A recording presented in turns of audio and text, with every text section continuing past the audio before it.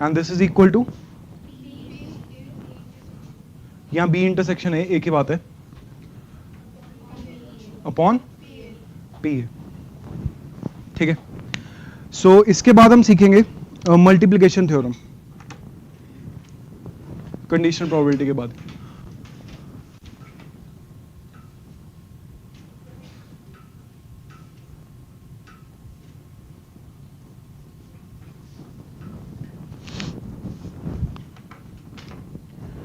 So it is almost similar to this conditional probability. इसमें difference क्या होगा, यहां पे हम फाइंड कर रहे थे probability of B given A, and in this case will find probability of A intersection B, and this will be equal to cross multiplication of these two, right? So this is equal to p b given a multiplied by pa। ठीक है, तो simple सी चीज है, और this is conditional probability and this is probability of a intersection b। okay, in this case you are multiplying p b given a multiplied by pa। ठीक है, तो इसके एप्लीकेशन हमारे आएंगे बेस थ्योरम में, तो ये तीनों आपस में इंटरलिंक्ड है। तो इसको लिखो,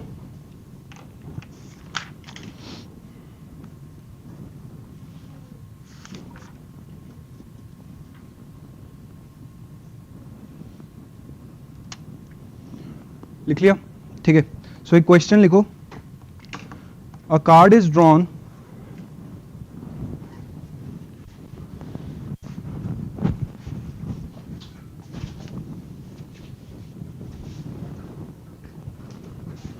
a card is drawn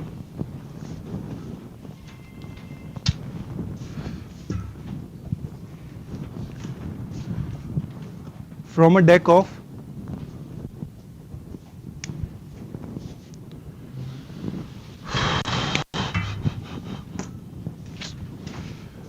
from a deck of 52 well shuffled cards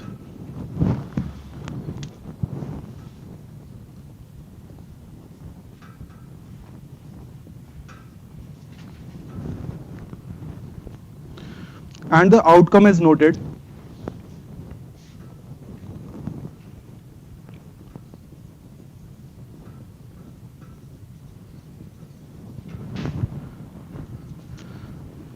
then another card is drawn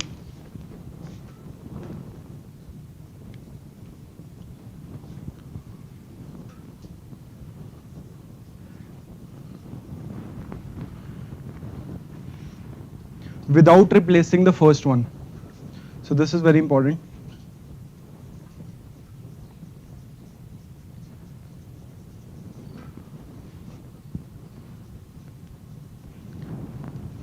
Find the probability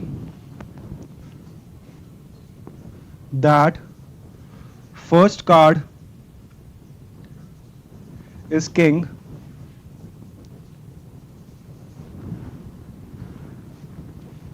and the second is queen of different suit.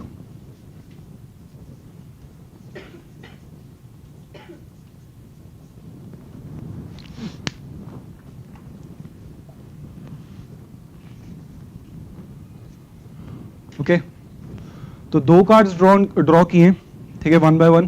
पहला ड्रॉ किया है, okay, so the first card should be king of any suit and the second card should be queen of some different suit. ठीक है, तो अगर first king of diamonds है तो बाकी क्वीन कोई भी बाकी तीनों सूट्स के होने चाहिए। इसकी प्रोबेबिलिटी फाइंड करनी है तुम्हें। Okay, so in this case we have two events.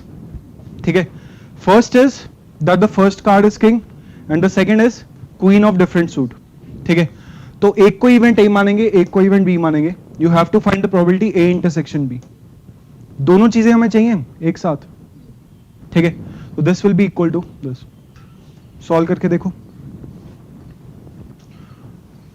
तो सीरियल वाइज चलो, A event will be the first card is king, B event is queen of different suit. Solve करो इसे।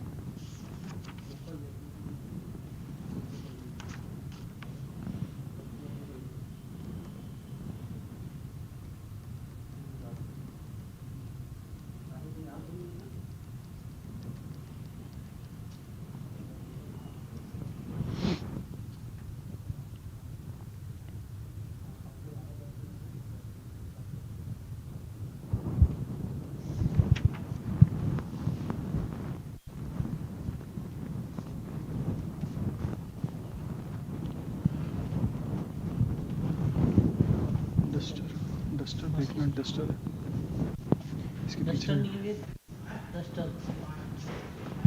इसके पीछे वो खराब सा पड़ा है। ऊपर से लिखना कहाँ हो।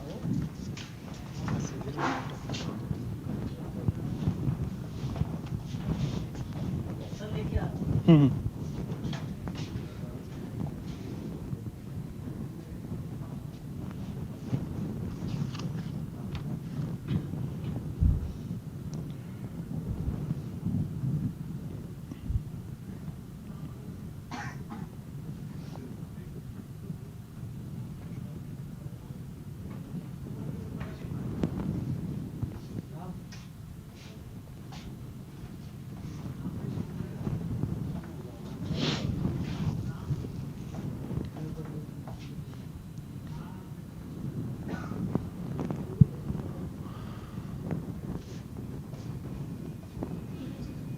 हम्म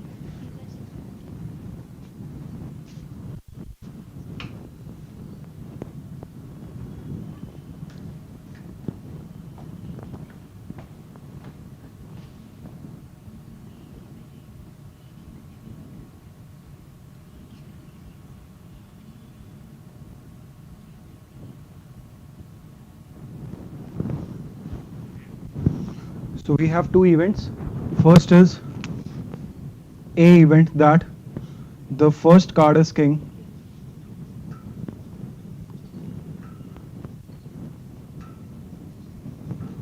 and B is, second is queen of different suit. All right, so try to use this definition. यहाँ से आंसर आएगा तुम्हारे पास. Okay, so probability A intersection B is equal to probability of A multiplied by probability of B given A. तो B given A find कर सकते हो तुम. B given A is that the second is queen of different suit given that the first card is king. ठीक है, तो इसकी probability find करो B given A की, और first card is king की probability कितनी होगी. हाँ 1/13 4/52. ठीक है, तो ये तो हो जाएगा. इसको फाइंड करना है बस तुम्हें.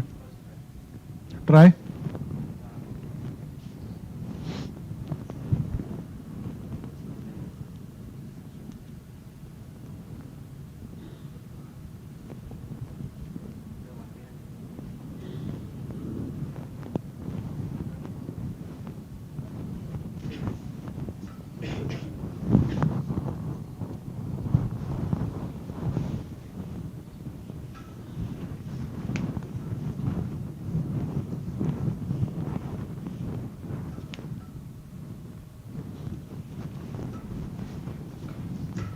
So probability of A is, so since we have 4 kings out of 52 cards, so this is equal to 4/52, which is equal to 1/13. ठीक है, and probability that the second is queen of different suit, ये कितनी होगी? Of different suit 3/51 हो जाएगी. समझो बात को, क्योंकि जो पहला कार्ड हमने निकाल लिया है, we are not replacing that card, so the total number of cards after that will be 51. ठीक है, since we took one card. ठीक है, अब लेट से वो डायमंड्स का कार्ड है, तो हमारे पास कितनी क्वींस बची जिनमें से हम चूज कर सकते हैं? 3.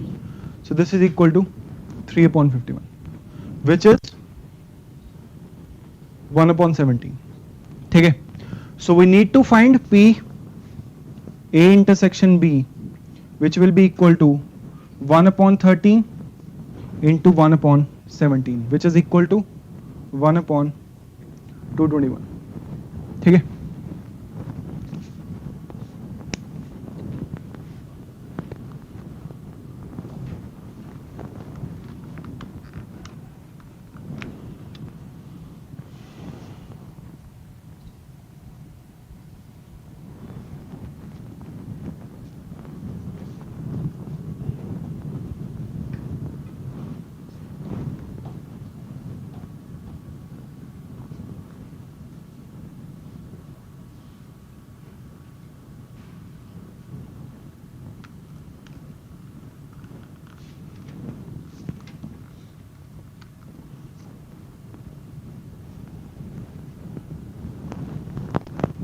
Done.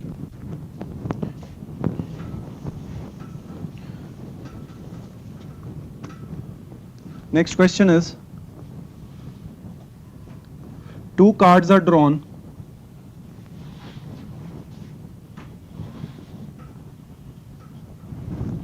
from 52 cards.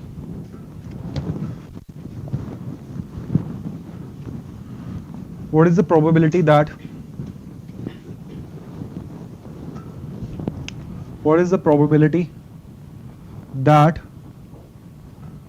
one of them is ace and other is let's say kings of some other suit?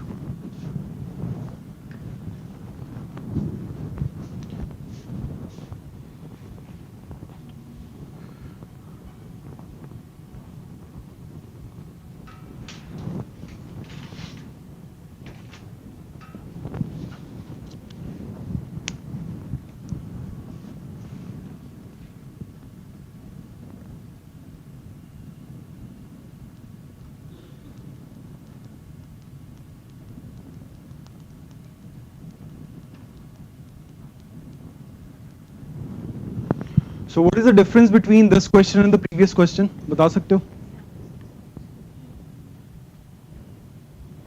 कुछ difference तो होगा. इसमें बोला है one of them is ace and the other is kings. उसमें बोला था first card is kings and the second is queen. उसमें हमें order भी defined था. इसमें order defined नहीं है. कोई भी ace हो सकता है, कोई भी king हो सकता है. ठीक है? तो कैसे करोगे? सैम्पल स्पेस बना के ओके कर लो, वैसे ट्राई कर लो, थोड़ा लंबा हो जाएगा उससे.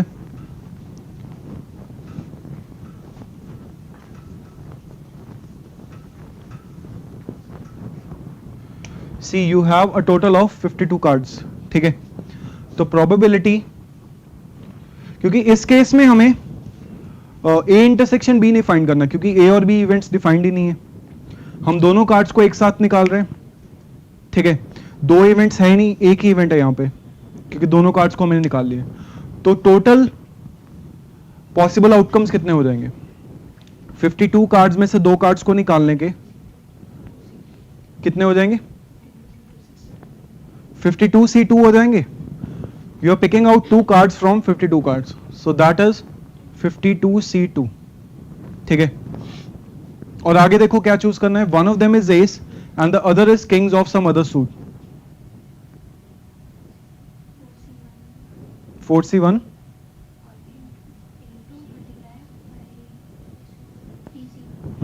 सिंपल. ठीक है, तो पहला जो ए सेलेक्ट करना है, ठीक है, that can be picked in 4C1 ways. ठीक है, दूसरा जो किंग सेलेक्ट करना है that can be picked in 3C1. ठीक है, अगर यहां पे सूट की जगह कलर होता या शेड होता तो इसका मतलब समझते हो? कितने कलर्स होते हैं कार्ड्स में? 2 ही कलर होते हैं, रेड और ब्लैक. ठीक है, तो अगर in the second case if you had 4C1, if you selected one ace of some specific colour और सम स्पेसिफिक सूट, ठीक है, तो दूसरा जो किंग सेलेक्ट करना है उसके कितने चॉइसेस बचते हैं हमारे पास? सिर्फ 2 बचते. समझ रहे हो? So in this case it would be 4C1 into 2C1. ठीक है, so these are 2 different questions. 2 parts बना के लिख लो चाहे. Okay, first one is some other suit. ठीक है, in that case it will be 4C1 into 3C1, and in the case of color or shade it will be 4C1 into 2C1.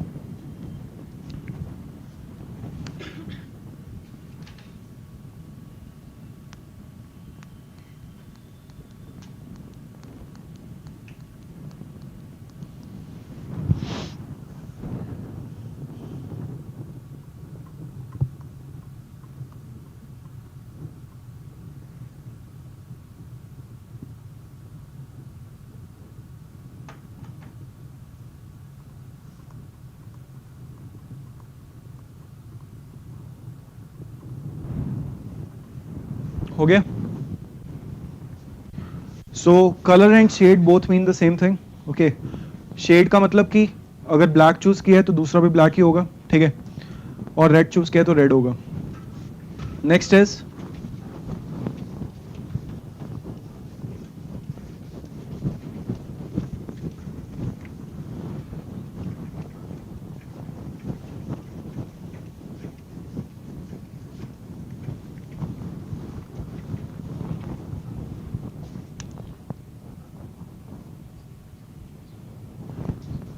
a mixes vendor mixes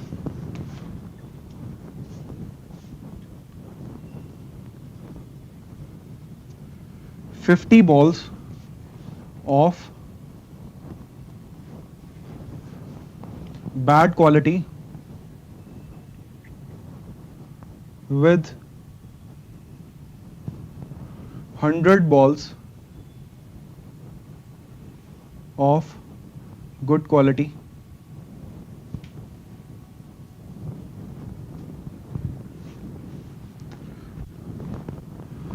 Child picks up 2 balls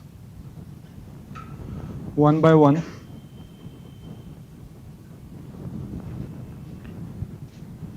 What is the probability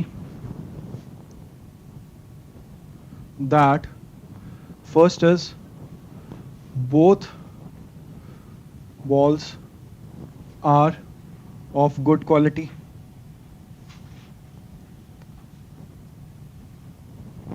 Second is exactly one ball is of good quality.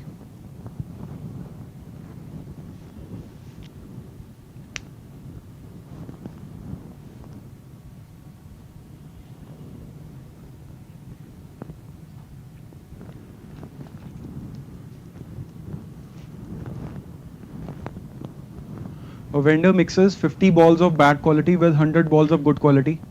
A child picks up 2 balls one by one. What is the probability that both balls are of good quality? Exactly one ball is good quality. ठीक है.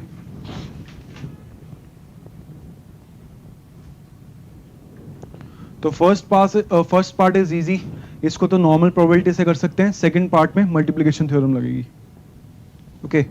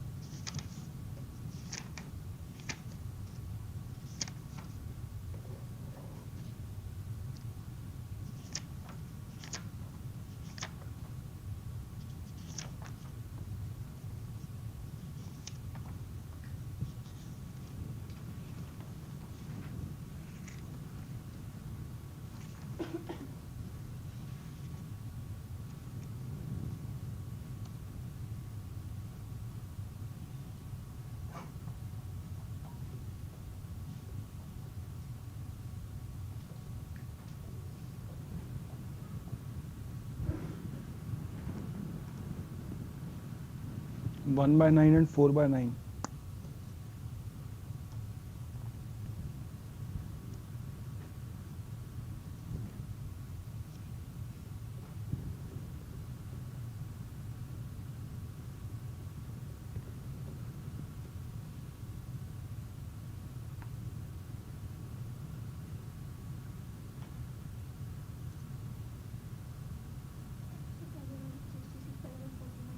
Mm-hmm.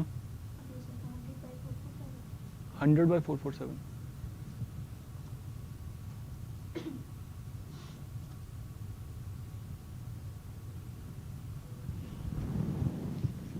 पहला तो ठीक है आपका. First part is very easy. दो balls उठाई हैं, ठीक है. सो गुड क्वालिटी बॉल्स कितनी है? 100. So both balls are of good quality. This probability will be that you are picking up 2 balls out of the 100. ठीक है. And total probability तो इतनी होगी, total number of outcomes तो इतने होंगे 150C2. ठीक है. या तो इसको ऐसे कर लो, ठीक है, तो भी इतना ही आएगा. अगर 1 by 1 करके कर रहे हो तो भी उतना ही आएगा. कि पहली बॉल वो भी गुड क्वालिटी की हो और दूसरी भी गुड क्वालिटी की हो. ठीक है. और इसमें भी पहली बॉल पिक की आपने 150 में से और सेकंड 149 में से. ठीक है. So it will give you the same answer. This 66/149.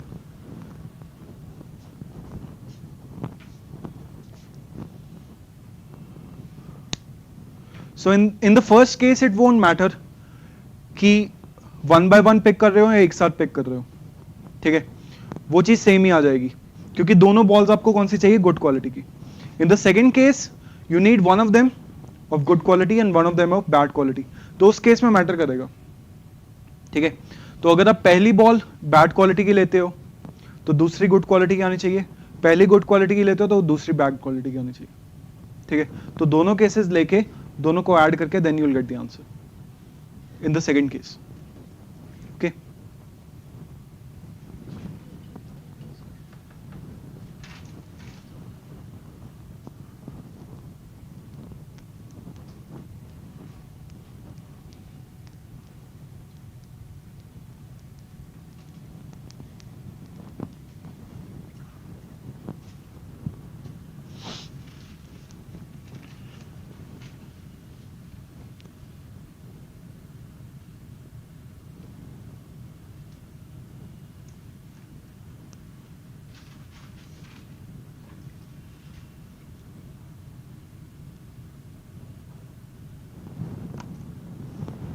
अभी स्कूल में हो गया प्रोबेबिलिटी?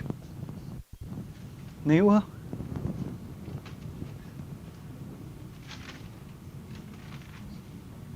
हुआ कि नहीं? हो गया? पता नहीं है. अच्छा.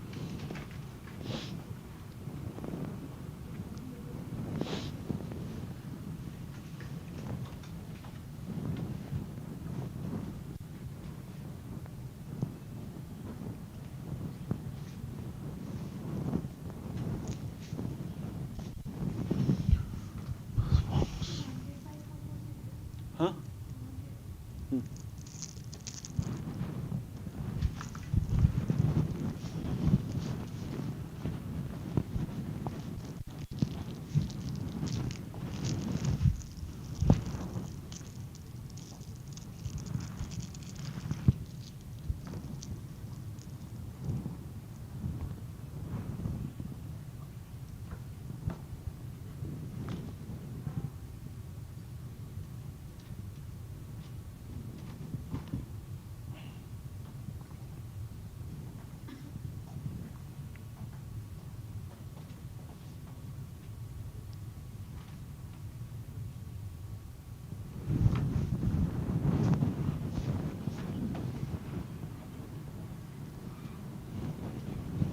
So let's see.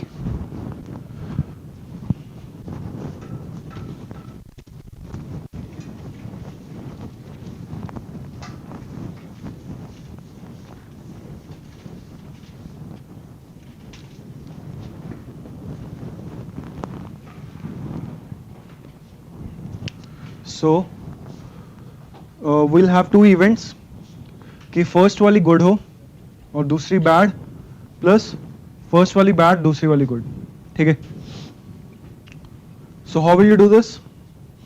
इनका दोनों का इंटरसेक्शन होगा, ठीक है. So this is P good intersection bad. So this is equal to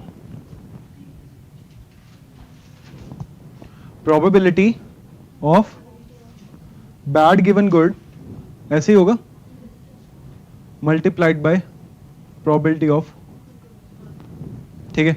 और सिमिलरली दूसरे का भी ऐसे ही आ जाएगा, probability of good given bad multiplied by probability of bad first, ठीक है. सो दोनों प्रोबेबिलिटीज को तुम्हें ऐड करना है, ठीक है. So in this case we had bad quality balls were 50 and good were 100, ठीक है. सो इस केस में probability of bad given good, सबसे पहले प्रोबेबिलिटी ऑफ गुड फाइंड कर लो कि पहली बॉल गुड है, ठीक है. उसकी प्रोबेबिलिटी कितनी होगी? 2/3 100/150, ठीक है, मल्टीप्लाइड बाय कि दूसरी बॉल बैड होगी given the first ball was good, ठीक है. तो उसकी प्रोबेबिलिटी कितनी हो जाएगी? 50/149, सिंपल, ठीक है. और इस केस में क्या होगा? हाँ, 50/150 मल्टीप्लाइड बाय, अब 149 बॉल्स बची हैं, उनमें से गुड कितनी है? 100, ठीक है. Then you add these two, दोनों इवेंट्स को ऐड कर दो तो you will get the answer, okay. हो गया ये भी? Alright. Next is independent events.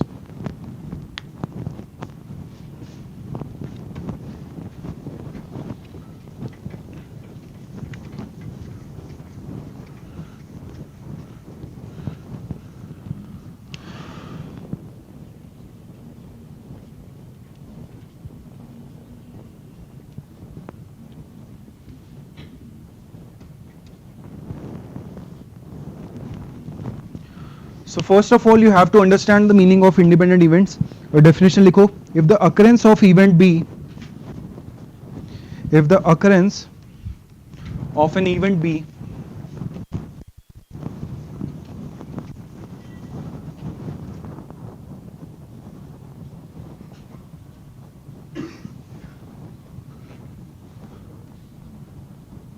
is not influenced by the occurrence of event A,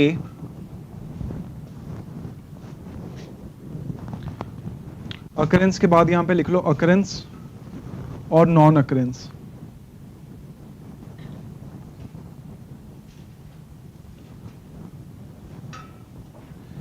event A, then A and B are independent events. Okay.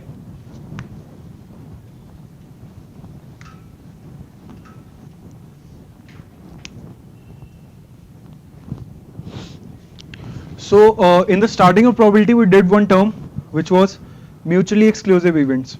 तो याद है आपको क्या होता है mutually exclusive events?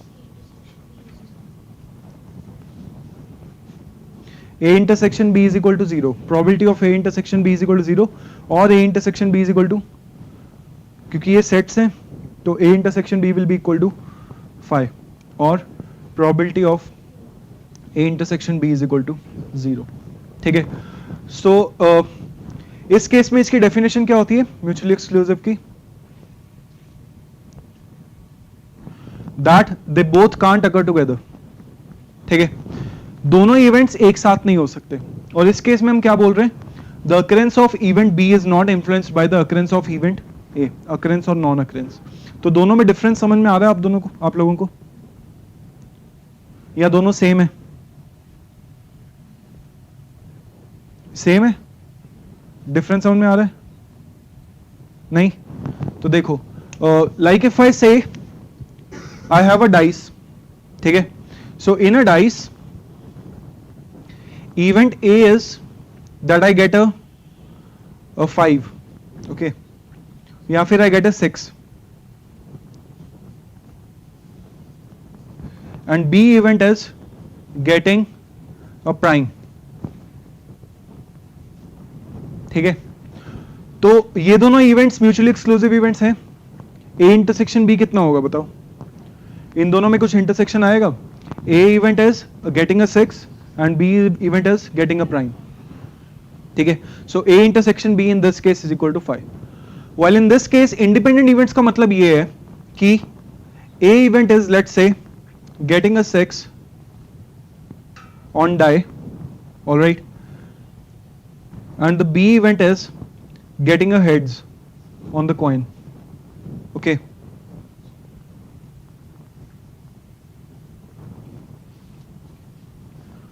तो इन दोनों में आपस में कोई डिपेंडेंस नहीं है, समझ लो. whenever you need to find the probability of A intersection B, you need to multiply individual probabilities of both.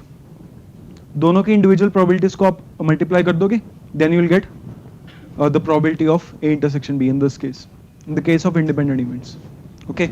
So ये example लिख लो, ठीक है.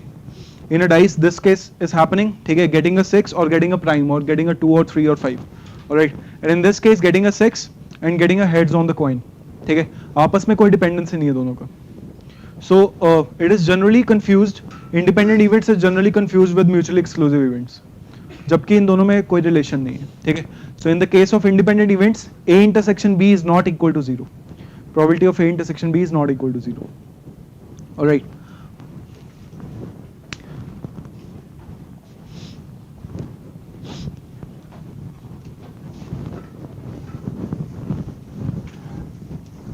So by the multiplication theorem we saw that probability of A intersection B is equal to probability of B given A multiplied by probability of A. तो ये चीज हमने देखी थी मल्टीप्लिकेशन थ्योरम में, ठीक है. So in the case of independent events will one change over here. बता सकते हो इसमें क्या चेंज आएगा इस इक्वेशन में? हाँ, कैसे होगा?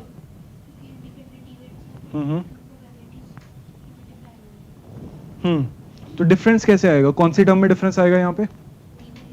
हाँ, B बाय A में, ठीक है. तो this will be equal to probability of B, ठीक है. Probability of B given A will be equal to probability of B, क्योंकि उसको फर्क ही नहीं पड़ेगा कि A इवेंट हो गया, उसको उससे फर्क नहीं पड़ रहा है, ठीक है. That probability is independent of the event A, okay. So in this case probability of B given A will be equal to probability of B, and it is not dependent on the event A. So event B is not dependent on A, so PB given A is equal to PB. Alright, कि उसको A के होने या ना होने से उसको कुछ फर्क नहीं पड़ रहा है. So in this case the probability of A intersection B will be equal to probability of B multiplied by probability of A, और probability of A into probability of B, same thing, okay.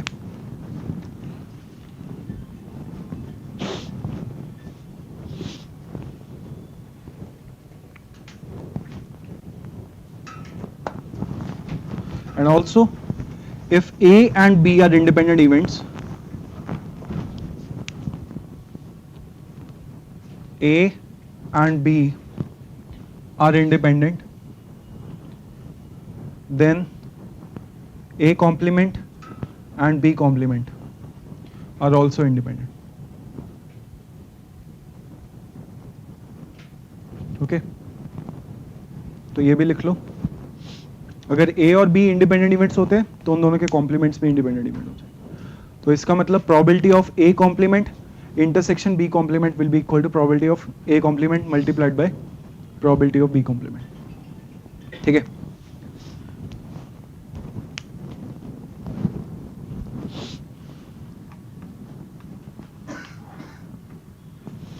So this thing will be in your NCERT also. NCERT में है ना independent events. तो 3 events के case में भी independent events होगा, वो भी करवाया होगा तुम्हें, नहीं? So in the case of 3 events, write down a topic, mutually independent events.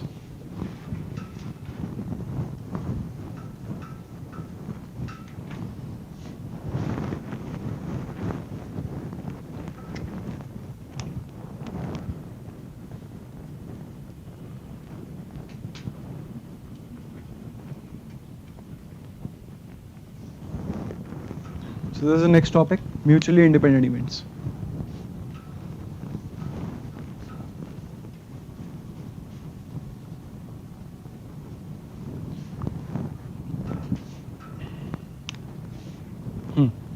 So A, B, C, 3 events are said to be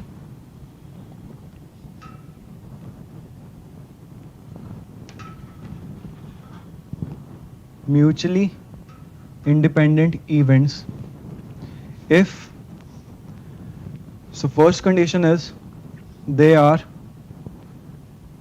pairwise independent,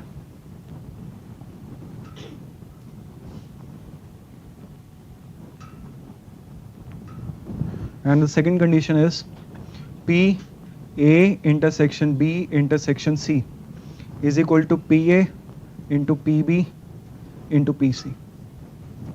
ठीक है?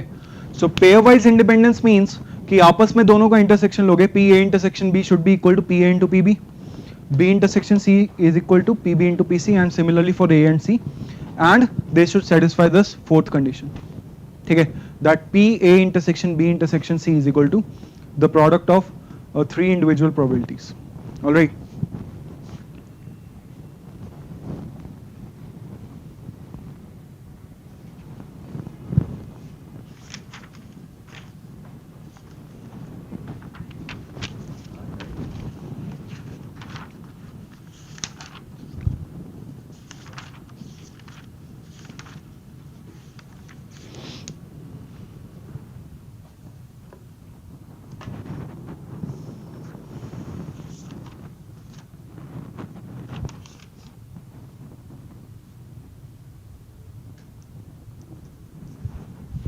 हो गया?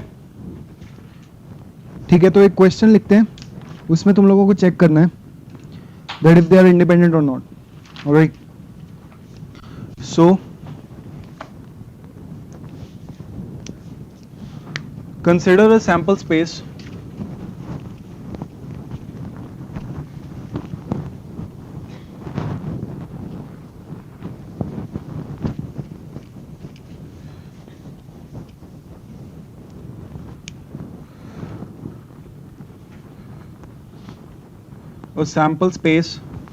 containing all the triplets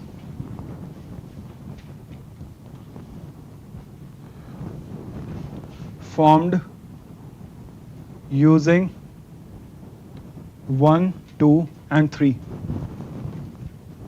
ठीक है? So 1, 2 और 3 को यूज करके कितने ट्रिपलेट्स बन सकते हैं? ट्रिपलेट समझते हो? पेयर्स होता है 2 में, ट्रिपलेट्स मींस 3. ठीक है? Like X Y Z coordinates. So 1, 2 और 3 को यूज करके कितने बन सकते हैं ट्रिपलेट्स बनाने ए बी सी फॉर्म के?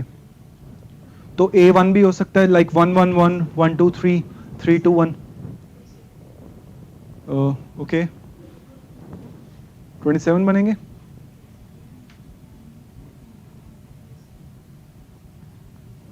बना के देखो कितने बन रहे हैं. तो पूरा क्वेश्चन लिख देता हूं एक बार. ठीक है?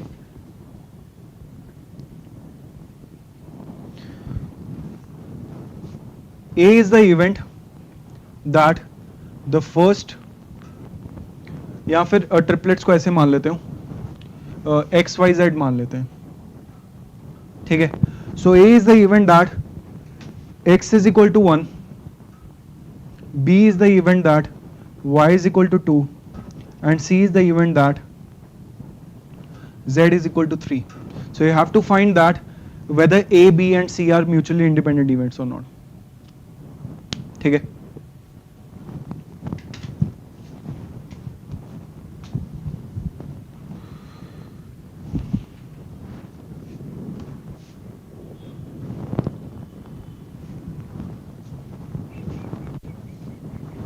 टोटल इवेंट्स कितने होंगे? 9 होंगे।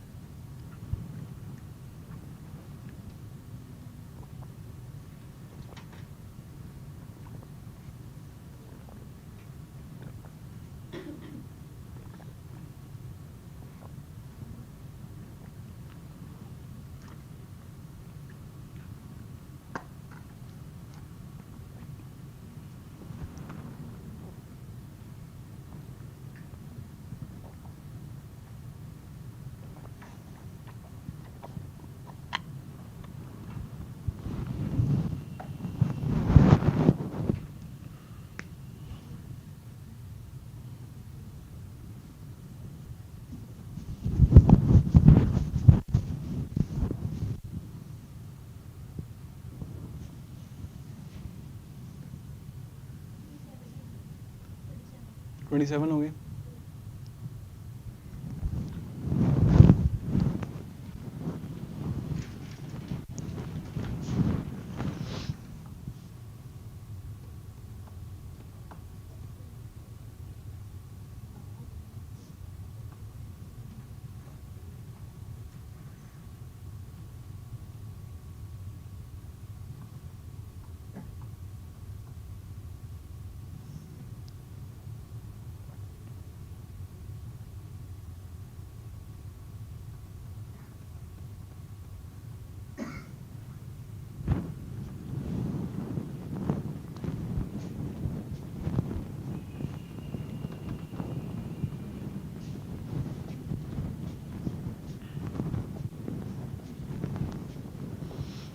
कितने होंगे? ठीक है। तो x can be either of 1, 2 और 3। इसके लिए 3 पॉसिबिलिटीज हैं, y के लिए भी 3, z के लिए भी 3। ठीक है। So there will be a total of 27 elements in this sample space. ठीक है। तो check out the first event A। इसकी कितनी प्रोबेबिलिटी है वो फाइंड करो, B की प्रोबेबिलिटी, C की probability, and then after that pairwise independence check करनी है तुम्हें, और फिर तीनों की इंडिपेंडेंस चेक करनी है। ठीक है। 3 इवेंट्स की इंडिपेंडेंस कैसे चेक होती है? First of all P A intersection B should be equal to P A into PB, फिर P B इंटरसेक्शन C, फिर A इंटरसेक्शन C, फिर लास्ट में A intersection B intersection C। Okay.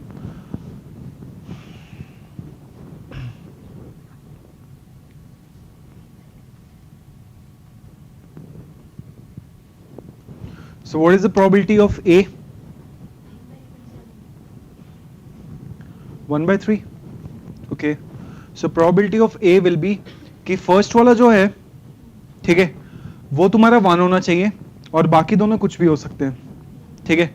So in this place you can have any 3, और अगले place पे भी कोई भी 3 आ सकते हैं। तो 3 इंटू 3 9, और टोटल इवेंट्स कितने हैं? सॉरी, टोटल आउटकम कितने हैं? So 9/27, which is equal to 1/3.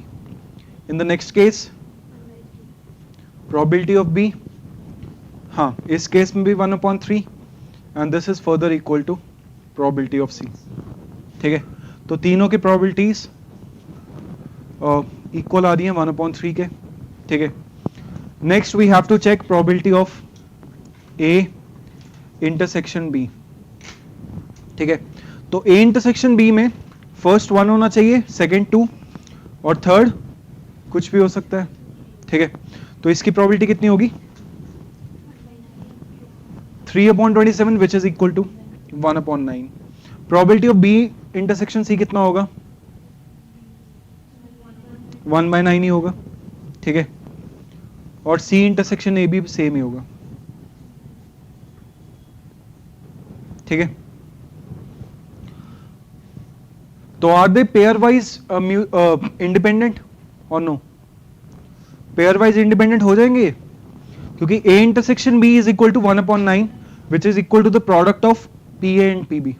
ठीक है, दोनों का प्रोडक्ट करके 1/3 इंटू 1/3 1/9 आ रहा है. Alright, and similarly for B intersection C and for C intersection A, and the last one is P A intersection B intersection C. ठीक है, तो इस केस में फर्स्ट 1 होना चाहिए, सेकंड 2, थर्ड 3. तो 1 2 3 इसके कितने पॉसिबल आउटकम्स हैं? Just 1. Okay, out of total of 27, 1/27. ठीक है, which is equal to PA into PB into PC. ठीक है, तो तीनों म्यूचुअली इंडिपेंडेंट हो जाएंगे. ऑलराइट, समझ गए?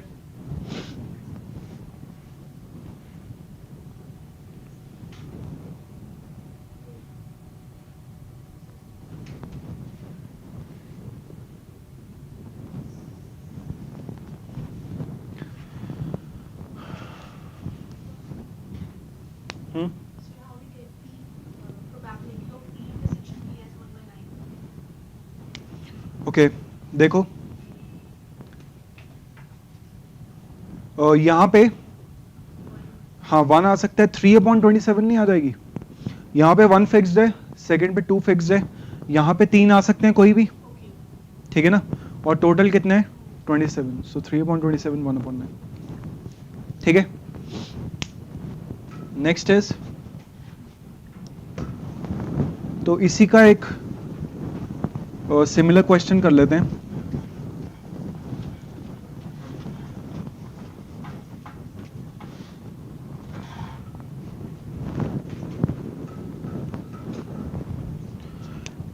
Consider a set S containing all the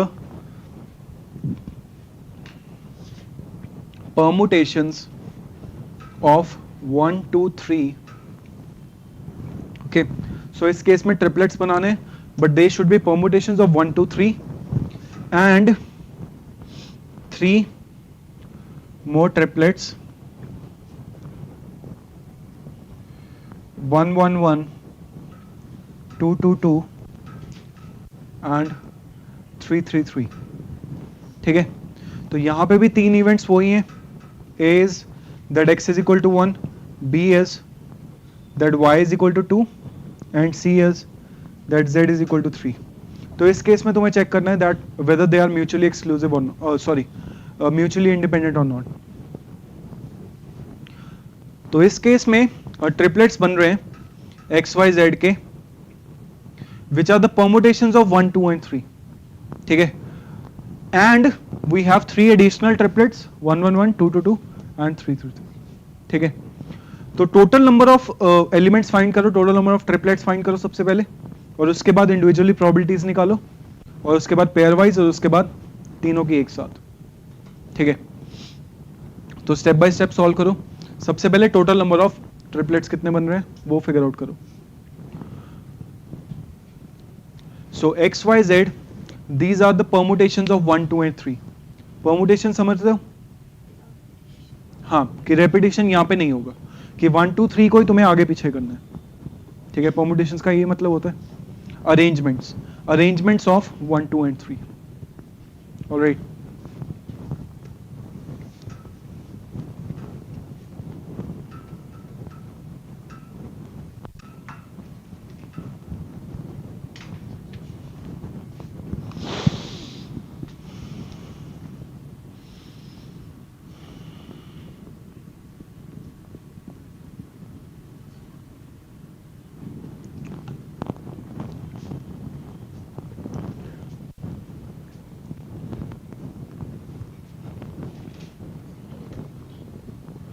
fifteen कैसे?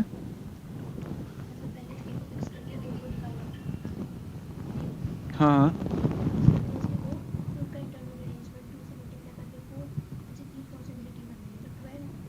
नहीं, परमुटेशंस करने हैं सिंपली 1 2 और 3 के.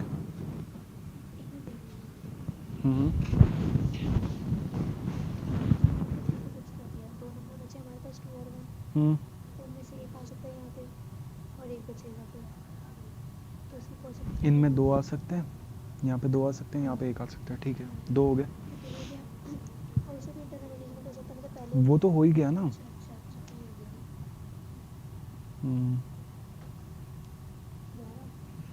6 हो गए ना, ऐड करना है। 9 हो गए।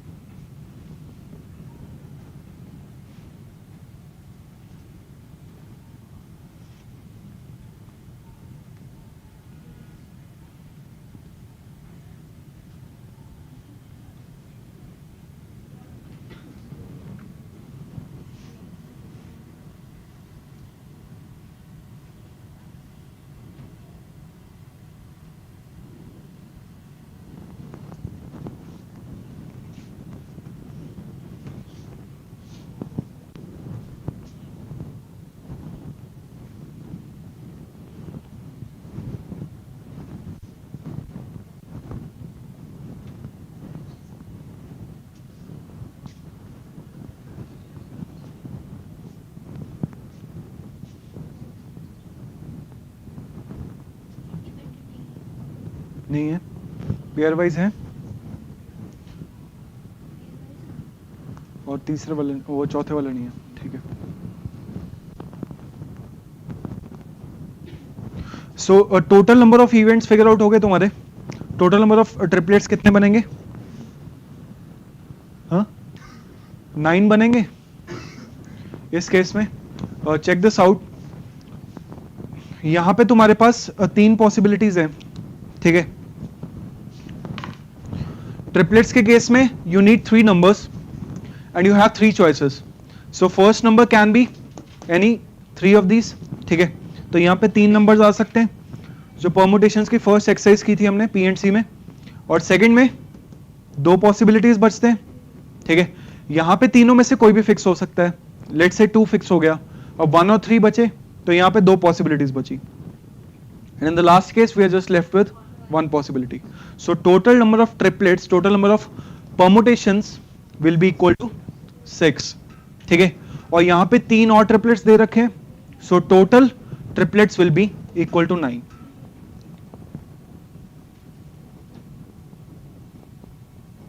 Alright. So इस केस में probability of A कितनी हो जाएगी? चेक करो। X should be equal to 1.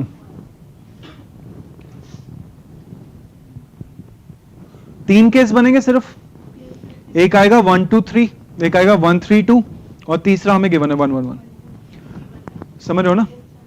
ठीक है। So this will be equal to 3/9, क्योंकि जो दो हैं that are the permutations of 1 2 and 3, so they will be 1 2 3 and 1 3 2। ठीक है। और तीसरा हमें ये गिवन है। सिमिलरली हाँ, इस केस में क्या हो जाएगा? एक आएगा, नहीं, y is equal to 2, so second number should be equal to 2, so it will be 1 2 3 and 3 2 1, और एक हमें given है 2 2 2। ठीक है। so this is also equal to 3/9 which is equal to 1/3, and PC इस केस में भी ये होगा 1 2 3 2 1 3 और तीसरा 3 3। ठीक है। तो this is also equal to 3/9 which is equal to 1/3। ठीक है। समझ रहे हो बात को? ओके।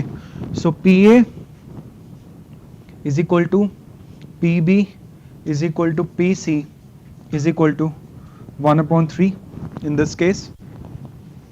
ओके। अब दोनों के पेयर वाइज इंडिपेंडेंस चेक करने के लिए A intersection B, B intersection C और C इंटरसेक्शन A चेक करो। वो कितना आ रहा है? 1/9 आ रहे हैं तीनों। ठीक है।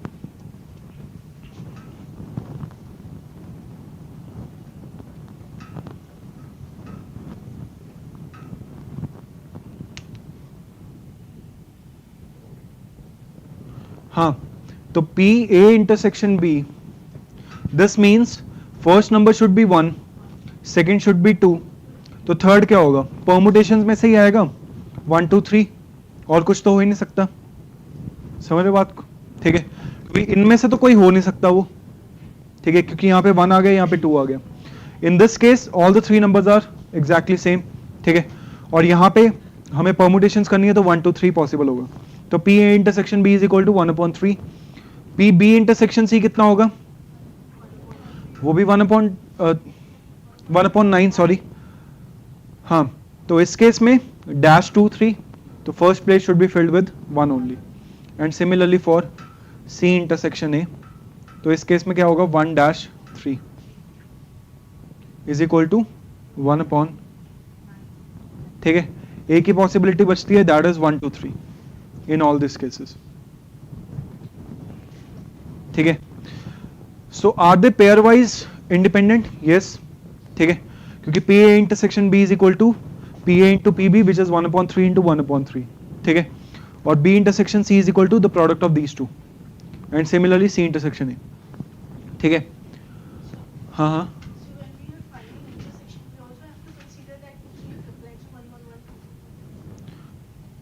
इंटरसेक्शन के केस में हाँ हमें देखने हैं, हाँ हाँ हाँ हाँ, इंक्लूड सबको करना है, और सारे ट्रिपलेट्स को करना है, 6 ये और 3 ये, 9 को करना है, ठीक है। और last one is P A intersection B intersection C, ठीक है।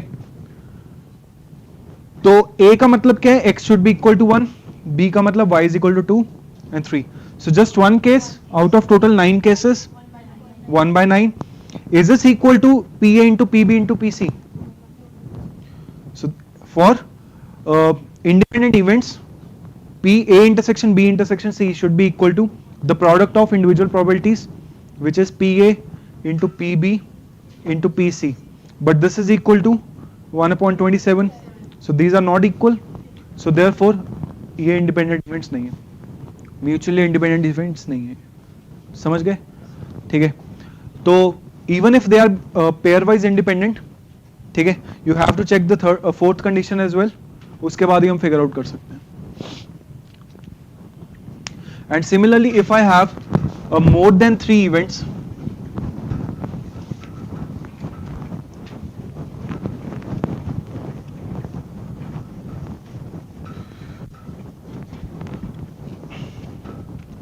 like let's say we have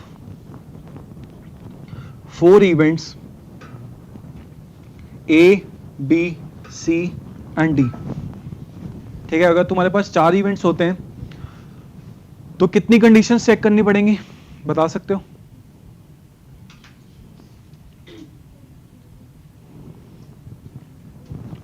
So if you want to prove that they are mutually independent events,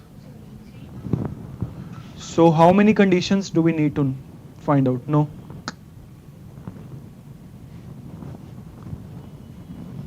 Do we need to check?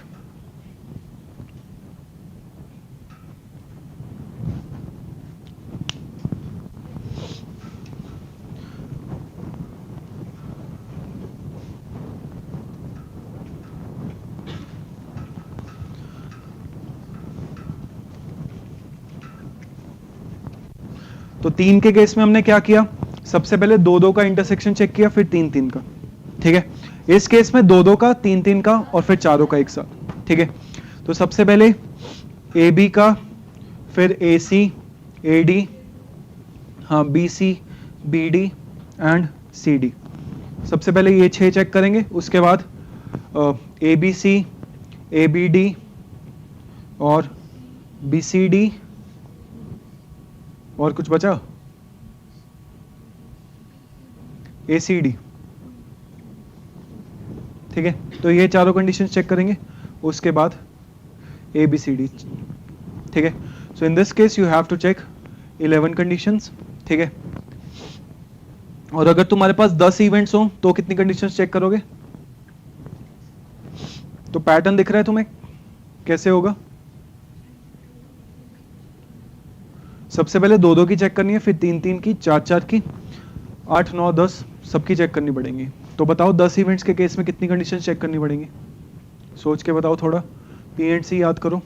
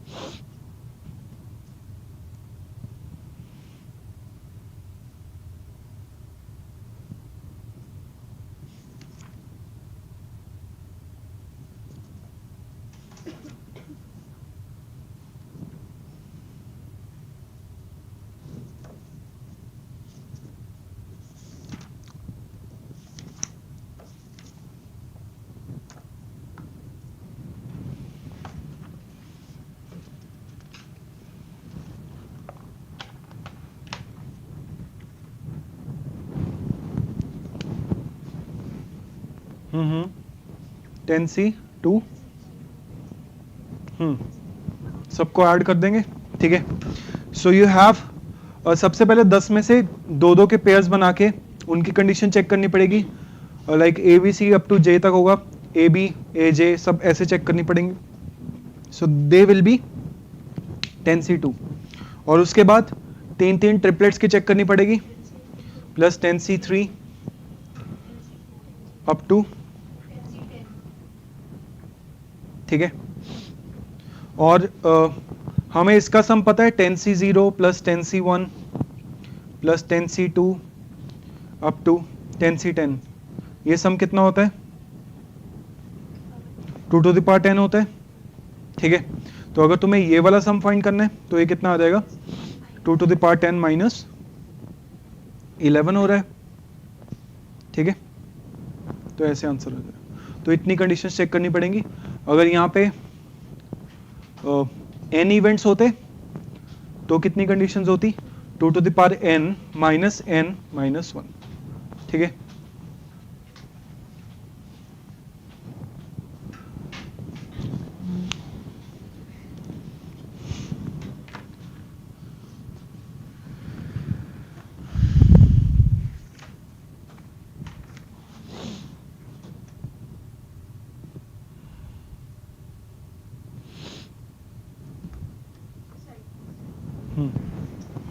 देख लो. So in the case of n events, you will have to check 2 to the power n minus 1 conditions. All right.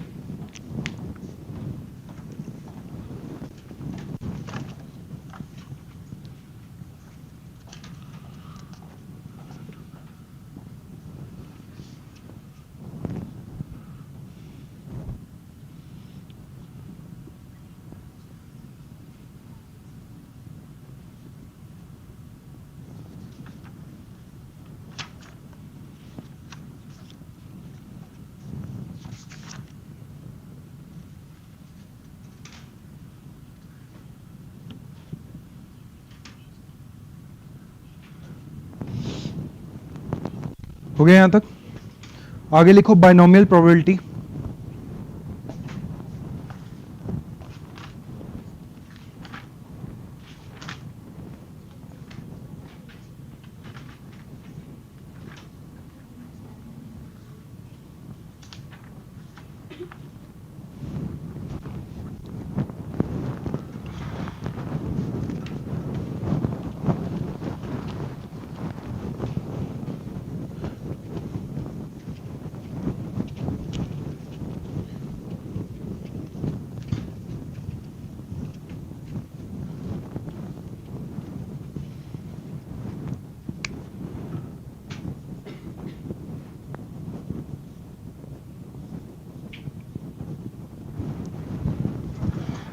So in the case of binomial probability,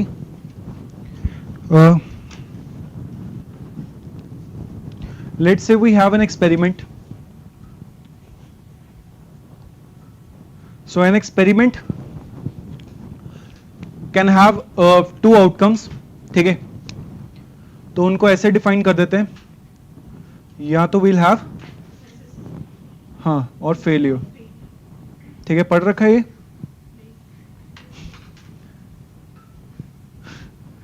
तो success की probability को मान लेते हैं P, इसको Q मान लो.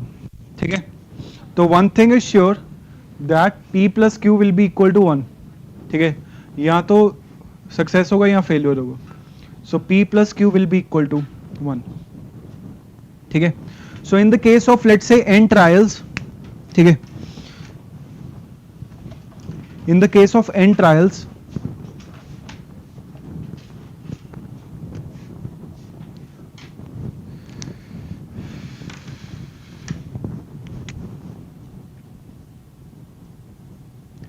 if you want R success,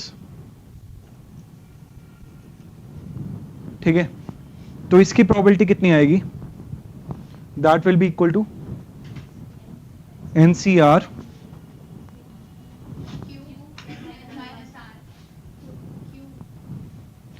Q, हाँ, Q to the power n minus R. Success को पहले लिख लेते हैं, P to the power R Q to the power.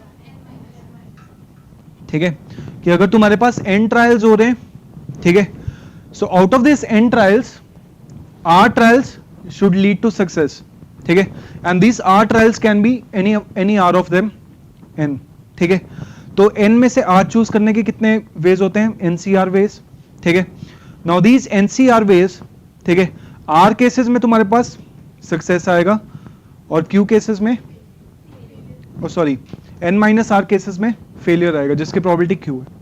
ठीक है, so this is actually the term of binomial binomial theorem which we discussed, P plus Q to the power n. ठीक है, तो अगर तुम ऐड करोगे सबको, ठीक है, तो इसकी एक्सपेंशन क्या होती है? NC0 P to the power n plus NC1 P to the power n minus 1 Q to the power 1 up till NCN Q to the power n. ठीक है, तो total probability will be equal to 1, क्योंकि P plus Q की value 1 है. ठीक है, तो इन सब की प्रोबेबिलिटी मिला के मेरे पास 1 आएगी, कि यहाँ तो मेरे पास n सक्सेस होंगे या n माइनस 1 या फिर कोई भी नहीं होगा. ठीक है, तो इस पूरी की probability that will be equal to 1. ठीक है, लाइक हाँ हाँ, P टू द पावर ही बोला मैंने. कहाँ पे? यहाँ पे P to the power n minus 1 Q to the power 1. क्या हो गया? ठीक है, हाँ हाँ हाँ, जैसे मर्जी लिख लो, इसको Q to the power n लिख लो, एक ही बात है. उल्टा करके लिखोगे वैसे ही आ जाएगी binomial.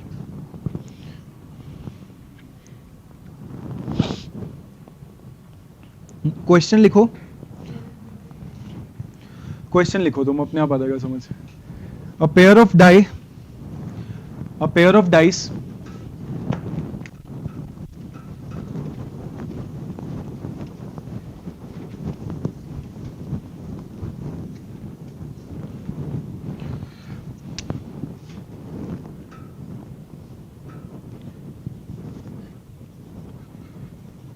is thrown 6 times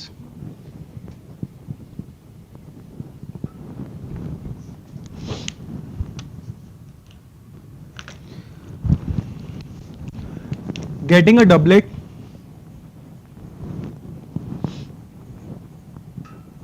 doublet समझते हो क्या होता है?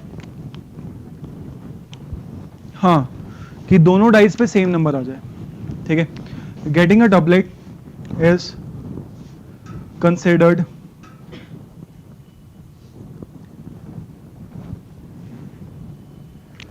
As success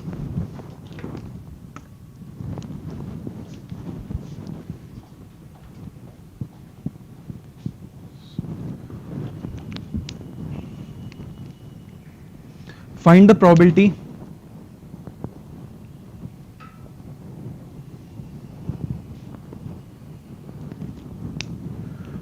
the probability of first is no success. So very simple question. And next we have at least one success.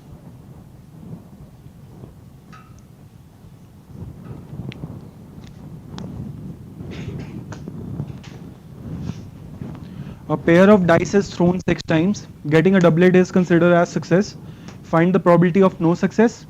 And the second is at least one success.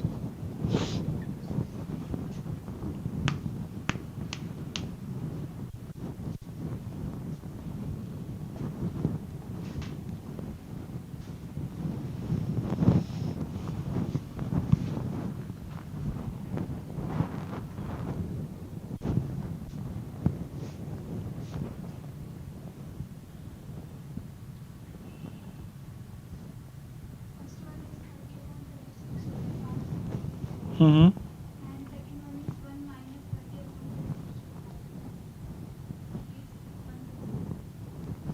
Hmm.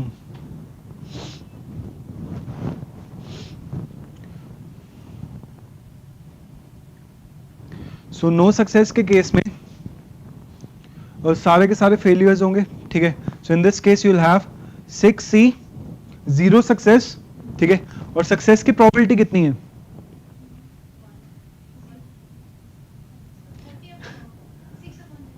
6/36, क्योंकि pair of die को throw किया है, ठीक है। Total number of outcomes are 36, ठीक है। पहले पे 6, दूसरे पे 6। और डबलेट्स कितने पे आ सकते हैं? डबलेट सिर्फ 6 होते हैं, 1 1 2 2 3 3 4 4 5 5 6 6, ठीक है। तो 6/36 विच इज इक्वल टू 1/6, ठीक है। तो इसके ऊपर आ जाएगा 0, ठीक है, एंड 5/6 टू द पावर 6 हो जाएगा, ठीक है, क्योंकि सारे के सारे फेलियर्स होंगे, नो सक्सेस, ठीक है। एटलीस्ट वन सक्सेस के केस में टोटल प्रोबेबिलिटी में से, हाँ, नो सक्सेस वाली माइनस कर दो। एटलीस्ट वन सक्सेस का मतलब ये होगा ना कि कोई सक्सेस ना होने वाली प्रोबेबिलिटी को माइनस कर दो, ठीक है, टोटल में से, which is 1 minus this exact number 5/6 to the power 6, ठीक है। आया समझ में? ठीक है। अगर यहां पे बोला जाता 4 सक्सेस कर लेते तो, ठीक है। 4 सक्सेस के केस में 6C 4, क्योंकि 4 सक्सेस चाहिए हमें, ठीक है, 1/6 to the power 5/6 to the power, ठीक है। तो ये आ जाता है। तो C भी लिख लो 4 सक्सेसेस, ठीक है।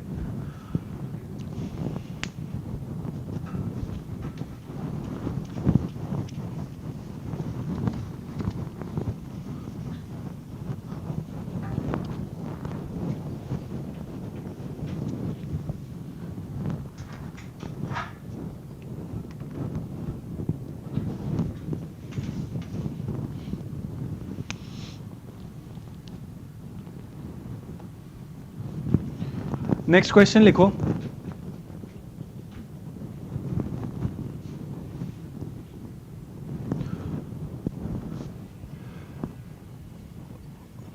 A drinker either takes one step forward और one step backward, ठीक है। तो एक स्टेप आगे या एक स्टेप पीछे जाएगा वो,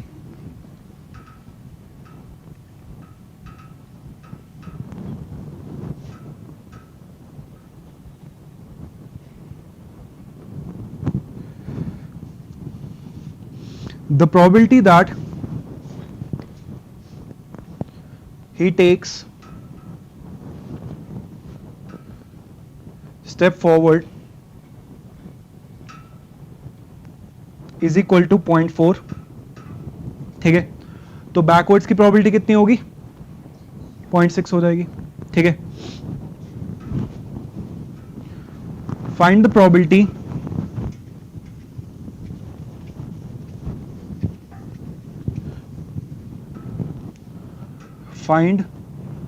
probability that at the end of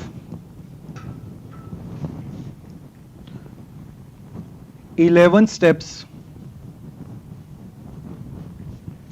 he will be one step away from starting point.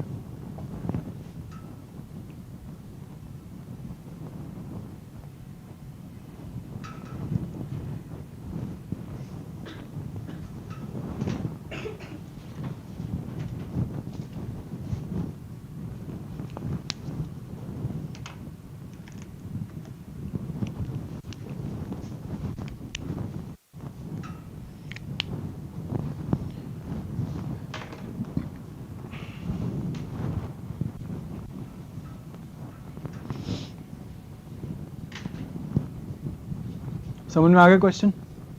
ठीक है, तो टोटल 11 स्टेप्स ले रहा है वो. उसके बाद he should be one step away from the starting point. है नहीं, आगे पीछे उधर नहीं, स्टेप्स भी ले रहे हैं.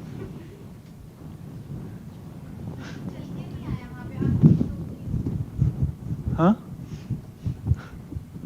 ऐसा भी हो सकता है आगे चल के फिर पीछे आ गया हो, कुछ भी हो सकता है.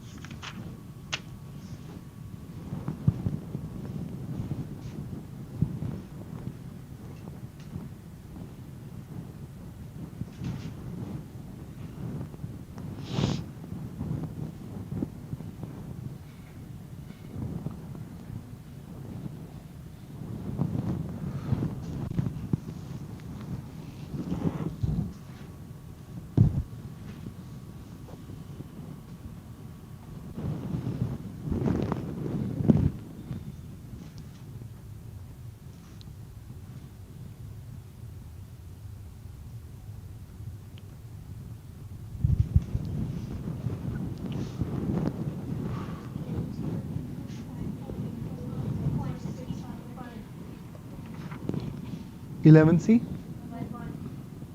हाँ,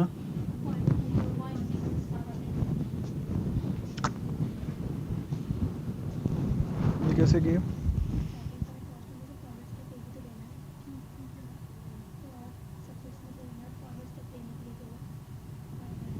ठीक है, फॉरवर्ड स्टार्टिंग पॉइंट पे पहुंचना नहीं है, स्टार्टिंग पॉइंट से एक स्टेप दूर होना है.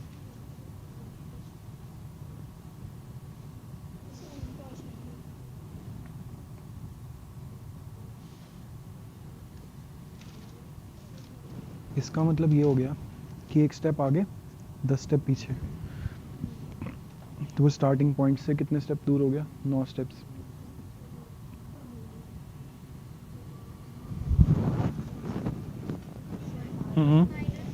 बताओ. नहीं. मतलब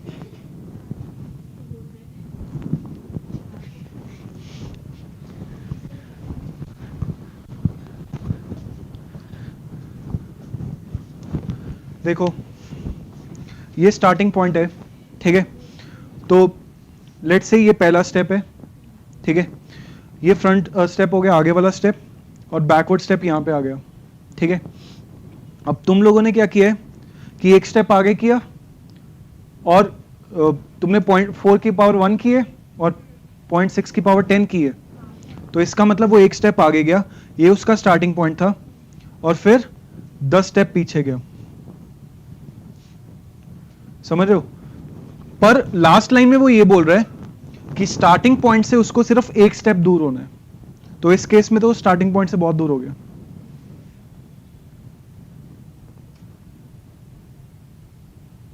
समझ रहे हो बात को? कि इस पॉइंट से वो आगे पीछे जितना मर्जी होता रहे, ऐसा भी हो सकता है कि वो इतना आगे गया और फिर इतना पीछे आ गया, फिर यहाँ पे आगे रुक गया। ऐसे भी हो सकता है कि यहाँ पे ही घूमता रहेगा। ठीक है, तो ये भी हो सकता है।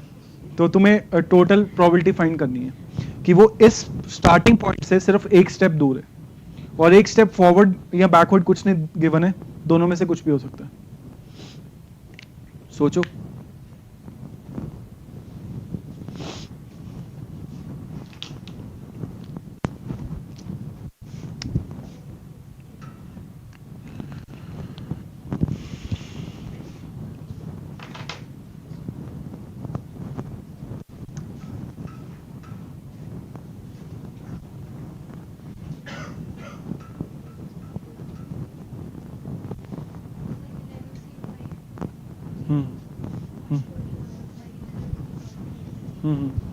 ठीक है, बस।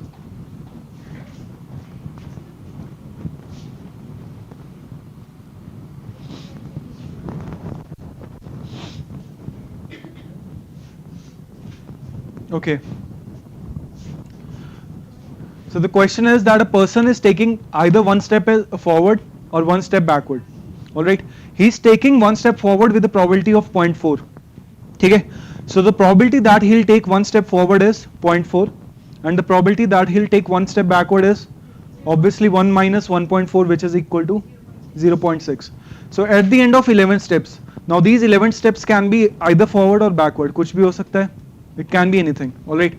So at the end of 11 steps, so let's say these are the steps. ऐसे मान लो. ठीक है.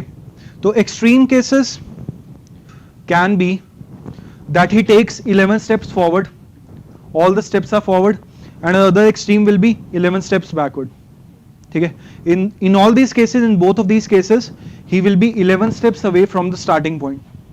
But at the end of 11 steps, he should be just one step away from the starting point. So he should be either here or he should be here at the end of 11 steps. So he can take either a forward step or backward step. Okay. He has to repeat this for 11 times, and he has to come either over here or over here. All right. सही.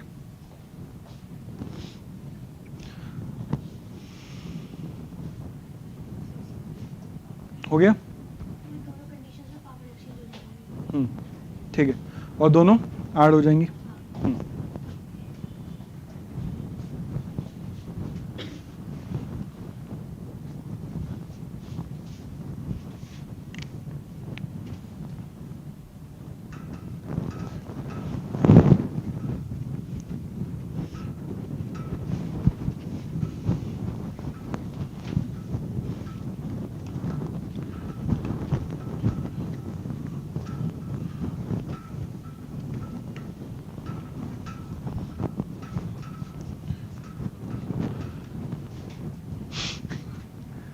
करें या भी कर रहे हो गया? कितना आया?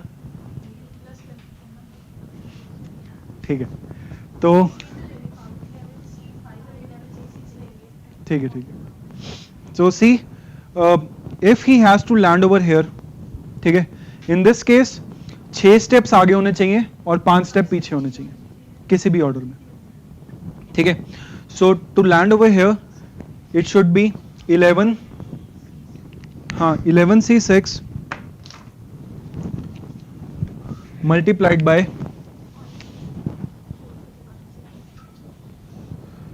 0.4. स्टेप फॉरवर्ड की प्रोबेबिलिटी कितनी है? 0.4. ठीक है. So 0.4 to the power 6 and 0.6 to the power 5. ठीक है. हाँ, टू लैंड ओवर हियर, ठीक है, इस केस में क्या हो जाएगा 11c5 0.4 to the power 5 0.6 to the power 6. ठीक है, सिंपल. और इन दोनों को इंडिविजुअली ऐड कर दो. समझ में आ गया. तो 11 में से 6 तुम्हें चूज करने इंस्टेंसेस, 6 स्टेप्स चूज करने जिसमें वो फॉरवर्ड जाएगा, और 5 स्टेप्स अपने आप ऑटोमेटिकली चूज हो जाएंगे जिसमें वो हिल कम बैकवर्ड्स. ठीक है, क्वेश्चन समझ में आ गया. इन दोनों को ऐड कर देना individually. Okay.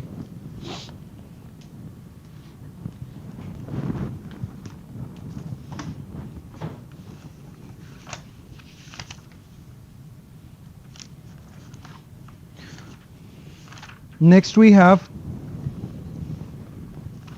the Bayes theorem.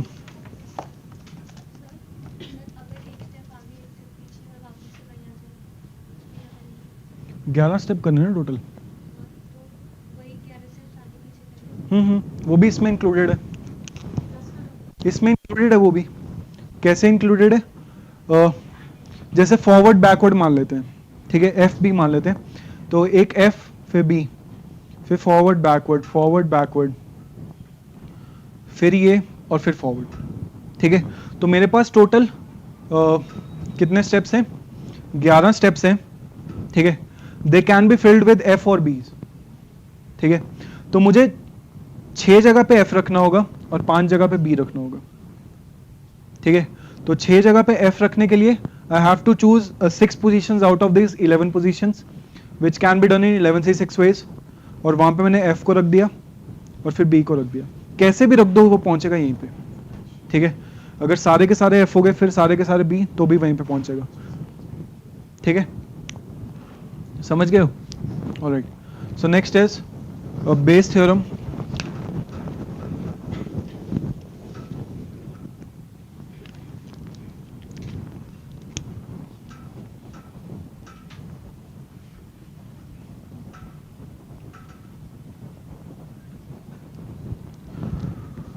सो एक क्वेश्चन लिखो, उससे समझते हैं क्या होता है ये.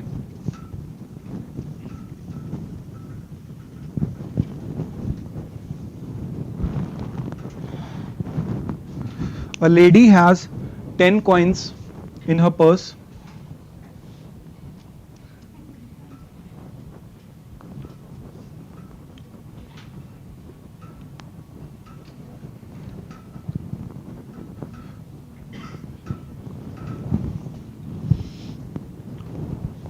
Eight of them are normal.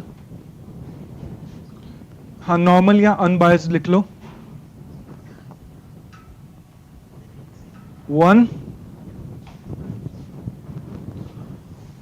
is doubly headed,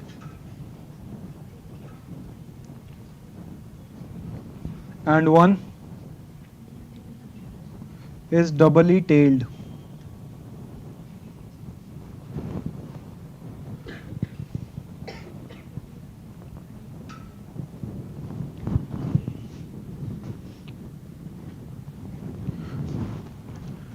She randomly tosses a coin 5 times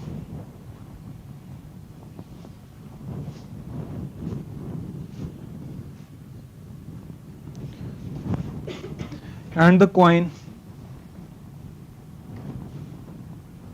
showed heads all the times.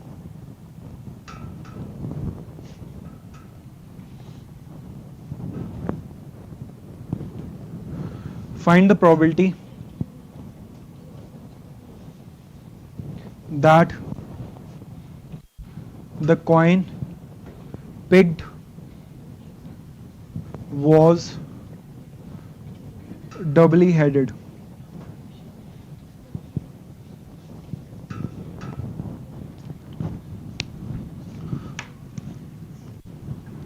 So first of all, let's understand the question. So a lady has 10 coins. Okay, 10 coins है उसके पास, 8 unbiased coins है जिसमें heads और tails दोनों है. ठीक है, तो 8 of them are unbiased coins and one is doubly headed जिसमें दोनों साइड पे heads ही है और एक में दोनों साइड पे tails है. ठीक है, one is doubly headed and one is doubly tailed and she randomly tosses a coin. She picks up a coin. एक coin उसने pick किया इन 10 coins में से and tossed it 5 times. ठीक है, and she found out that the coin showed heads all the 5 times. ठीक है, what is the probability that it can be a doubly headed? तो it can be either a doubly headed coin or unbiased coin. ठीक है, doubly tailed तो हो नहीं सकता, it can't show heads. ठीक है, तो it can be unbiased or doubly headed. मुझे probability find करनी है that it would be a doubly headed. Okay, so इस केस में favourable outcomes divide by total outcomes. Total outcomes में तुम्हारे आएंगे that it can be unbiased coin और doubly headed, और ऊपर वाले केस में आएगा it can be a doubly headed coin. करके देखो.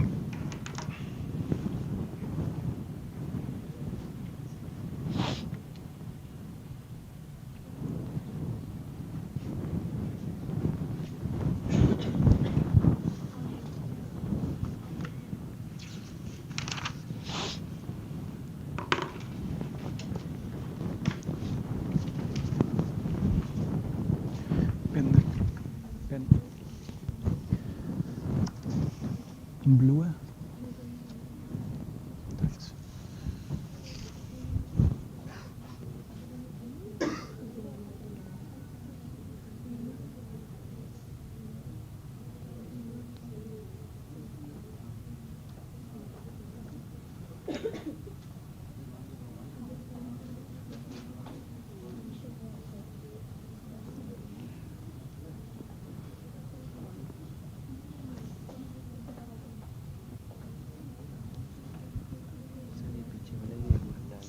ये वाला ना. ये पिछली क्लास का बनना है कि आज की क्लास का? आज की क्लास का. क्लास नंबर तो याद नहीं है मुझे.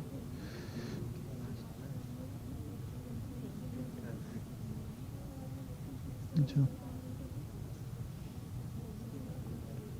16 है ना आज.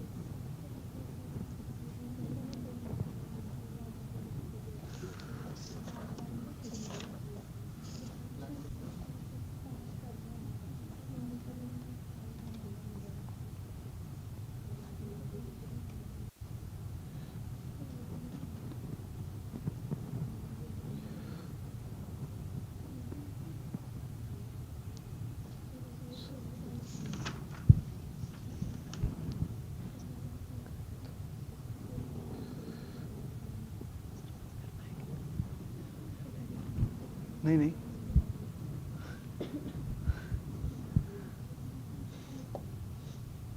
पढ़ी है ना अभी क्लास। हम्म।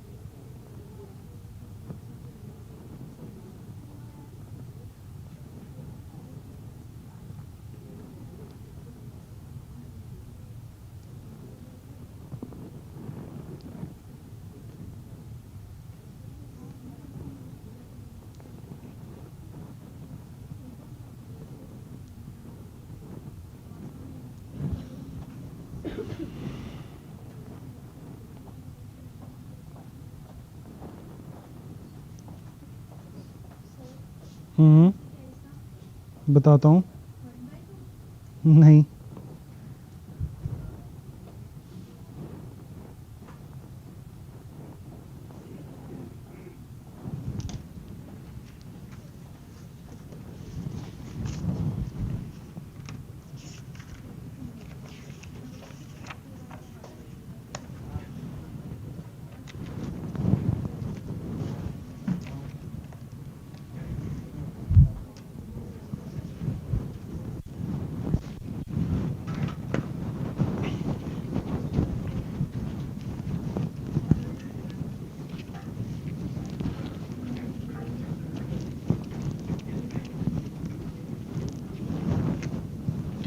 तो एक चीज हमें गिवन है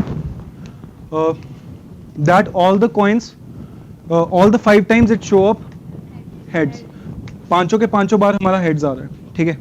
तो ये चीज तो श्योर है। तो ए इवेंट हम मान लेते हैं